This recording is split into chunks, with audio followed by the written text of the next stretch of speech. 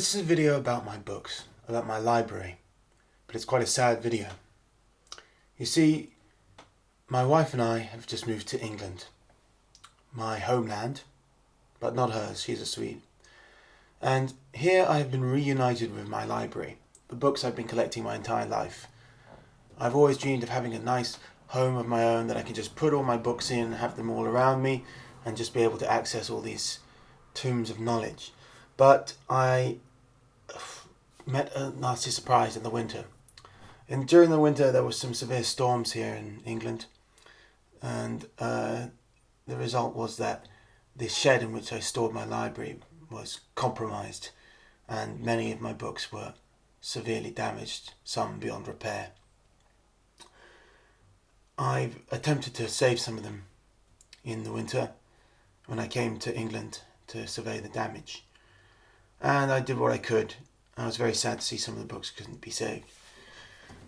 Some of them were fine. Some really great books were fine. And that means I still have most of my library. But some really important books to me were damaged. And I thought I'd like to make a video about this to show, on the one hand, for your perspective, some really cool books that you might be interested in getting yourself. And also to understand a bit about me. Some of these books are part of my life and say a lot about me and what I'm trying to learn about. And you can see also, maybe I thought if I commit them to film, then they won't be lost.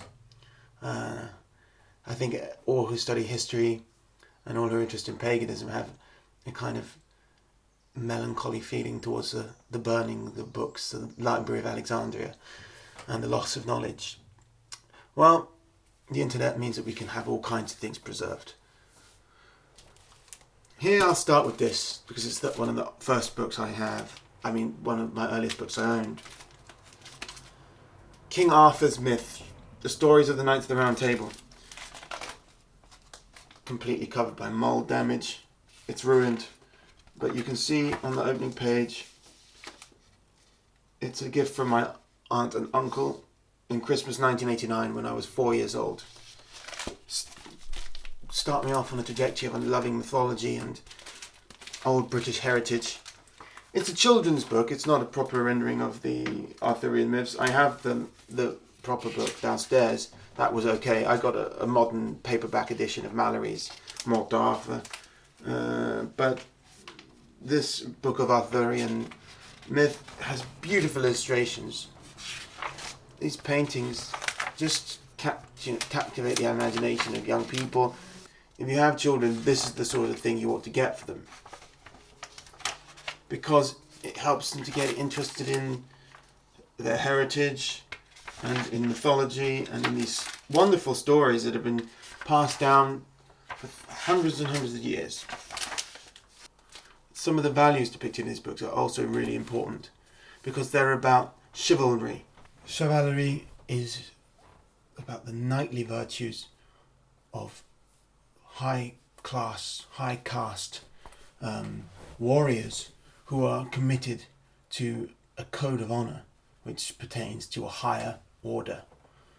And that is something that is not just merely from the Christian Middle Ages. It comes from the old Germanic systems of knighthood and of the noble huskars and warriors. It's very much like the caste system in India with the kshatriya. And it's something that goes right back to the Proto-Indo-Europeans with the warrior band of the warrior caste. And it's something that we have preserved in our recent history in the form of chivalric knightly literature of the Middle Ages. Moving on, something more modern. This book is quite sadly damaged also. You can see the top here is really bad. It's called Declaration. It's a compilation of essays by a group of writers after the Second World War called the Angry Young Men. The Angry Young Men are quite important because although they're quite similar to the sort of existentialist stuff coming out after the war, but the Beatniks, they're similar to the Beatniks, but they were a bit different because they're typified by their anger, and a lot of them were British. I don't really like most of these essays. Most of them are left-wingers, most of these writers in here. For example, I mean, there's this Doris Lessing, John Osborne, John Wayne, Lindsay Anderson. He's a left-winger. He directed the film If, which you might know about, critique of boarding school systems in the United Kingdom. But there's two authors in here who are not left-wingers. One is Colin Wilson, the philosopher. He also became an occultist. He based a kind of a new form of existential philosophy, which was more positive. Instead of resorting to Marxism like Sartre, he thought that there had to be a new kind of positive affirmation of mankind through spirituality. I agree with a lot of Colin Wilson's ideas. He's been quite influential on me. The other author in here is Bill Hopkins. He's right-wing too, and he was good friends with Colin Wilson. And while Colin Wilson has lots of literature, all kinds of novels and books published, Bill Hopkins only had two things published properly. One is the Essay and Declaration, and the other is a book called The Leap. It was also known as The Divine and the Decay. And that book was banned by the publisher almost as soon as it came out because it got really bad criticism from the media, and they said that it was fascist in its undertones. And that's a great novel, actually. You're unlikely to be able to get a copy of it. It's really hard to get a copy of. Very few copies still around, although there are some publishers talking about re-releasing it. But it's just about a guy who he's in a political party. He lives in Whitechapel in East London. He's part of this party, but he's plotting to murder the leader so that he can take over the organization. And he has an alibi for when the murder occurs. He goes to this island, and the entire novel takes place on an island, and the people he encounters on the island represent different elements of society that he has to contend with to deliver his new philosophy for mankind. He has to his own strength of the will has to be strengthened. He has to overcome these obstacles in order to become what he wishes to be. It's a very empowering novel. This essay is actually available online. This essay is sort of outlining some of his ideas about what needs to happen to change in Britain. It was written in the 50s, I believe. This book came out in the 50s or 60s. This is 1959. This is the original edition. You're unlikely to be able to get a copy of this either. And I'm lucky enough to have one of the copies that are around, and unfortunately I ruined it with the rain. But you can read that essay called Ways Without a Precedent. It's on countercurrents.com. Here's one of the books that survived the torrents, the deluge. It's a book by Richard Rusley called Pagan Resurrection. It's really interesting for people who are, getting into paganism maybe. Richard Rusley is a Channel 4 presenter and an author. He focuses a lot on paganism and on our ancient past. And in this book, he uses the Jungian notion of archetypes, specifically focusing on the Odinic archetype, and explains how, from his view, this archetype is so dominant in Western culture and has shaped the events of the 20th century, specifically those of the Second World War. And he looks at all different elements that Odinic currents have influenced literature and have influenced politics. And he sees this as the Odinic archetype at work in the subconscious. Very interesting. Sort of a mixture of history and occultism, with a lot of focus on Odin himself. Yeah, Richard Rusley. Here's another one that survived quite well and undamaged. I'm yet to read this one. I've got a few books on Celtic mythology. I didn't take any of them with me to Sweden, so I haven't had a chance to read them yet. But now I'm living in England, I'll get into these and I'll read through some. This one's by Angus Matheson. It seems to go through all different Celtic myths, mainly from Ireland. And glad to see it's in good condition. Here we go. This was helpful when I did my degree. Anglo-Saxon England by Stenton.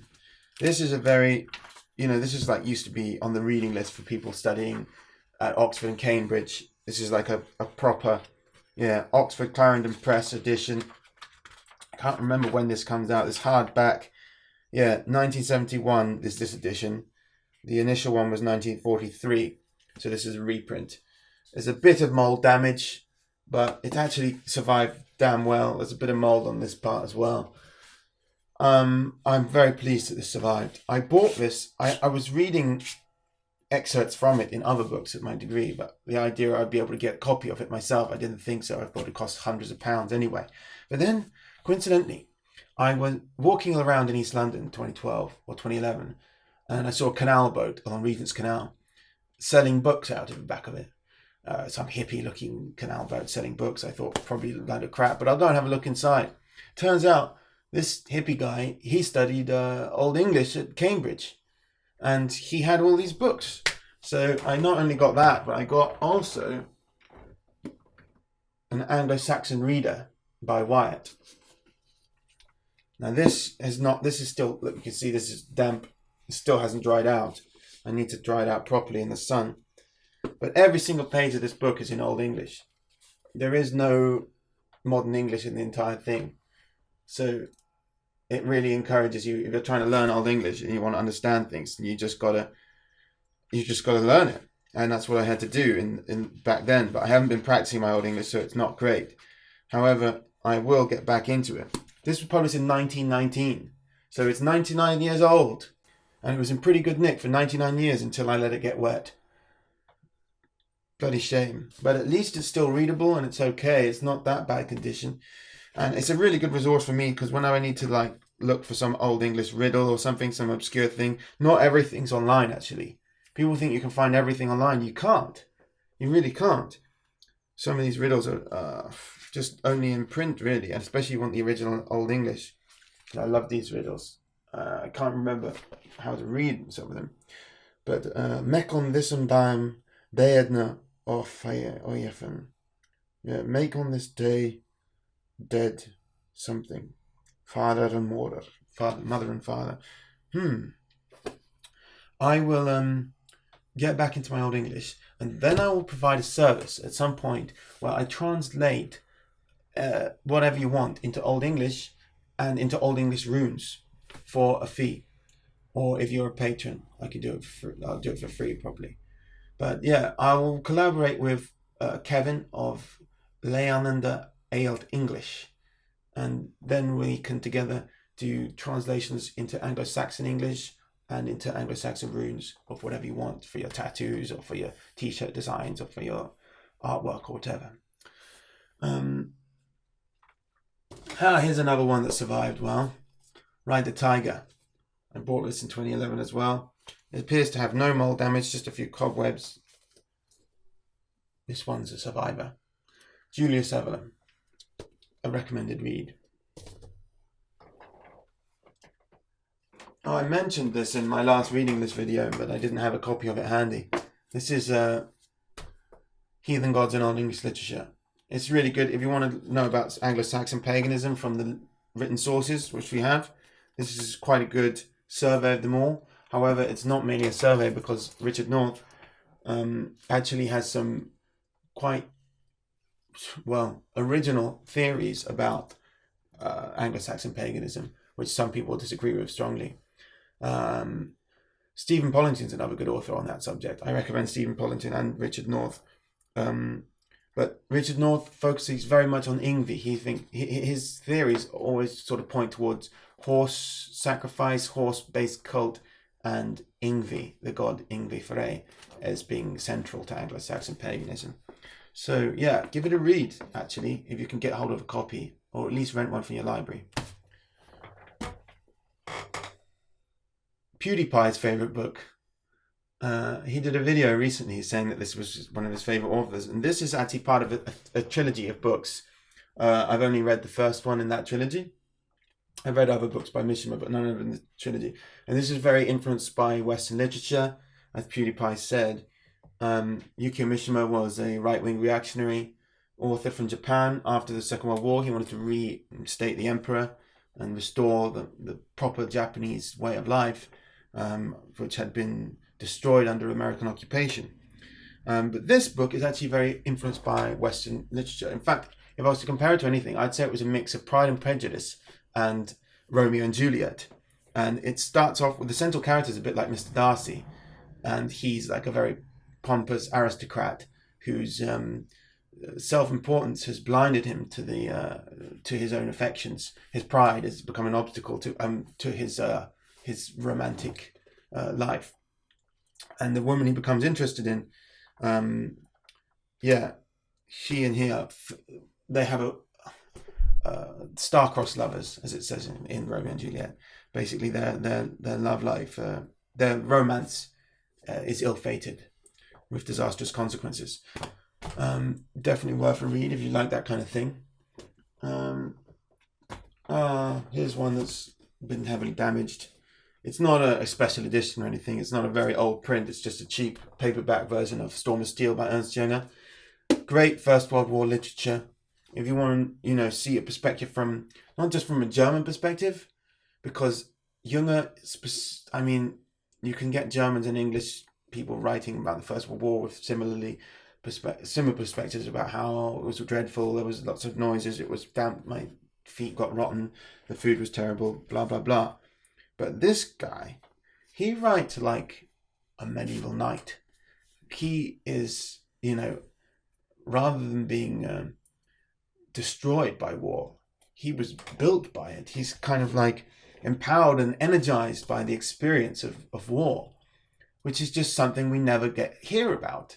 That some people actually enjoyed their time in the First World War and the Second World War. And that is actually borne out also by interviews I've seen with soldiers from the Second World War, British soldiers saying they had a nice time. Like, old Nigel Farage interviewed a Second World War veteran, and he said I had a nice little run around in France. Putting it in those terms, it's so different to what we're indoctrinated in schools about how war is basically a hell for everyone involved, a terrible, terrible experience for everyone, and that it's just the greatest evil of mankind that must be avoided. But that's not born out. When you look at medieval literature, that's not how they talk about war. When you look at classical literature, like when you read Homer, when you read these things, that's just not how they think about war at all. It's an opportunity for men to prove themselves to be men, for them to affirm their lives, to make life more real by living for something else other than survival, to deliberately throw oneself into harm's way for an opportunity for heroism. And Ernst Jünger is like a rocket piercing through time into modernity. It seems like he doesn't even belong in this age. And some of his other novels, also like The Glass Bees, reflect that, where he's a man of the old time living in the new time, a cavalryman in The Glass Bees who has to experience the onslaught of amazing new technology. It's quite prophetic, that book, actually. Definitely worth a read. And I have a copy downstairs and it didn't get wet, so I was lucky. Here's one of the saddest ones of all. You won't be able to buy a copy of this. I've just bound it in this leather case to try and preserve it. It's a book about the Congreve family. And you may know, if you see my film about Sri Lanka and my film about India, you'll know that I'm descended from the Congreve family. The Rousells and the Congreves are intermarried. Here we go. The Congreves, Thornton and Fraser. I think this was my grandfather's copy, and he gave it to my aunt. And when she died in 2011, I inherited it. There aren't any copies around that much I know about. I know that the Congreves in Sri Lanka all want a copy, and I know that like the Congreves in Britain probably maybe they have a copy. I don't know how many copies there are. It says in the front, to one of our kin, from one of our kin, 1930. I don't know who this was given to, but it came into the Rousel household, we being related to them. And it just talked about all the famous Congreves. That's Walter Norris Congreve. He was governor of Malta, I think, for a while. There's a monument to him in Malta. He was also in charge of Syria, Jordan, and Palestine for a while. He opposed, he didn't think very highly of the Muslims or the Jews that lived there, or the Christians for that matter. He said they were all as bad as each other, and that not all of the lot of them put together weren't worth a single Englishman. He's a cousin of mine, and his son and he were one of the only two father-son couples to both get a Victoria Cross in the First World War. So quite well-known heroes of the Coldstream Guards. But this has that's the monument in Malta. So this is cool, obviously, for me to know about some of the heroic people in my family, warriors and poets. Of course, the famous poet Congreve, "Hell hath no fury like a woman scorned." He said that. Well, it's pretty ruined. You can see that's falling to pieces in my hands. I think I'll have it rebound. Something that I can preserve for my family for generations. Books should be preserved.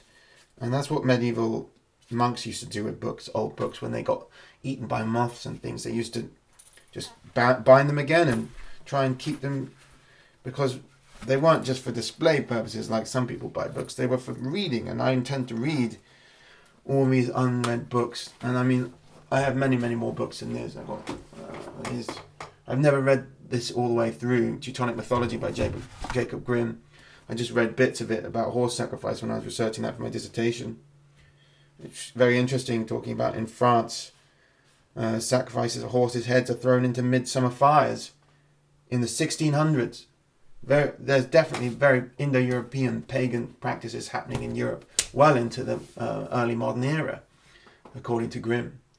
So, yeah, but I mean, I've got to go through all these books and read them, and now that's going to be something I do, and it'll inform some of the videos I make in future.